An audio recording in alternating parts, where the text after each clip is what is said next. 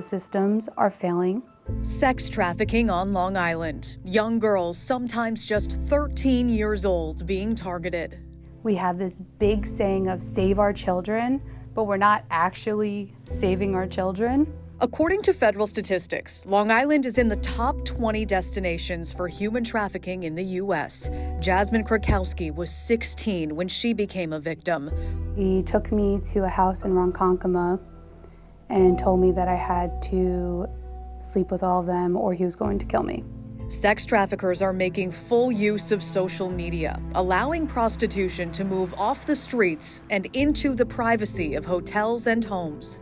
While the problem may be growing, very few cases are being prosecuted, and resources for the victims aren't being fully utilized. There's been a downward trend.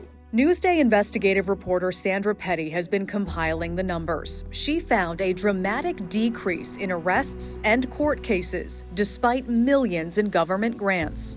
The Nassau County Police Department, which does not have a human trafficking unit, made 316 prostitution and sex buyer arrests in 2013. A decade later, it was down to 22.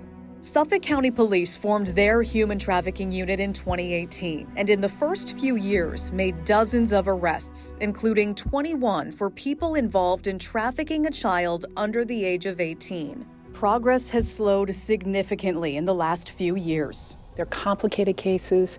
Sex workers are not always the most reliable witnesses, and one big reason for that is that they're terrified of their traffickers. That was true for Jasmine, whose parents reported her missing. She says he threatened to beat her if she told anyone what was going on. When he got the phone call that the police were there looking for me, I was already threatened and scripted on what I needed to say, or I was going to pay that price.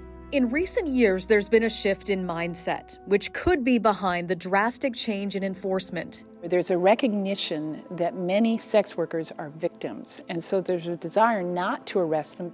But for Jasmine, being arrested for a drug charge and going to court-mandated rehab is what helped turn her life around. A majority of us don't have that privilege to be where I am now. So what resources do these sex trafficking victims have here on Long Island? You're entitled to housing assistance, mental health counseling, job assistance, clothing, food, all sorts of things. The problem is, very few victims are certified. It takes a letter from a lawyer, a police officer, social worker, whoever, sent to the state saying this woman is a victim of sex trafficking. According to the state, since 2018, only 49 victims in Suffolk and 25 in Nassau have been confirmed and qualify for services, despite hundreds being identified by law enforcement. But Jasmine says that help could change a life, and she is living proof. Now I get to give back in the community and work as an anti-human trafficking advocate and advocate for the girls and be that person that I didn't have. Reporting for NewsdayTV, I'm Macy Egeland.